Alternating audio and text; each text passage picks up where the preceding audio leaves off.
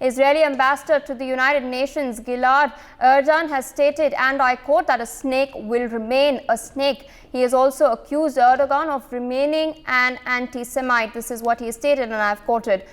His remarks come after Erdogan had addressed a pro-Palestine rally in Istanbul, one of the largest since the Israel-Hamas war had begun, wherein he had stated, and I quote, that the main culprits behind this war are the Western powers. Earlier, remember viewers, Erdogan had refused to call Hamas a terrorist organization, and he had categorically stated that Hamas is not a terrorist organization. Joining us on the broadcast this morning to provide perspective is Mr. Sanjay Kapoor, foreign affairs journalist. Good morning, sir, and thank you for joining us on NewsX. What is your reactions to these remarks and that are coming in from the Israeli ambassador to the United Nations? Good morning. Thank you for inviting me to speak on this very critical issue, which is threatening to blow up for the entire region. And one thought that it would be something that could be contained in a short while, but it's almost 22 days, and it's been festering and getting worse with every passing day. The remarks by the President Erdogan, who is celebrating his National Day today, are, I think, of very deep implications. They are likely to shore up support in the Islamic world in a manner that we had not seen, especially when he's trying to suggest that could lead to a fight between the, some kind of a replication of crusade, fight between the crescent and the cross. So this is the kind of vocabulary that one never expected. But I think the burden of putting a stop to all this rests entirely on the United States of America. They should intervene. They should ensure that things don't spin out of control.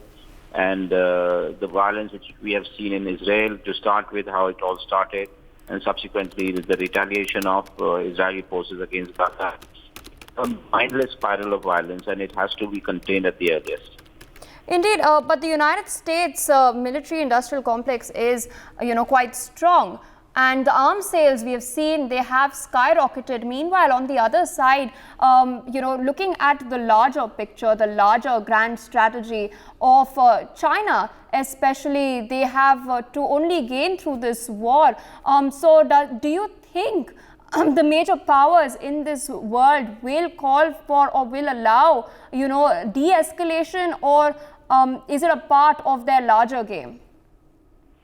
You are right on the kind of benefits that will come to the military-industrial complex and how a larger game is at play. But you must see what is really happening in most of the societies. There have been large-scale demonstrations. Turkey is obviously controlled by the government. But you also see what has happened in the United States of America. There have been demonstrations in Paris, in London, wherever you say. And all the surveys that have been conducted showed that Mr. Biden was basically isn't really getting popular with the people. I mean, he may be getting support from, friends in the IPAC and other places, but surely there is a great division which has also gripped the U.S. He's the most unpopular president when it comes to in the Muslim world. And how it stacks up when the voting takes place, I'm not very sure, because he has to win a war. And the war has been good for the people who are, vying for the presidency, getting a re-election. But it will have, I think, very hurtful implications on the rest of the world. For more such videos, subscribe to the NewsX YouTube channel, hit the bell icon.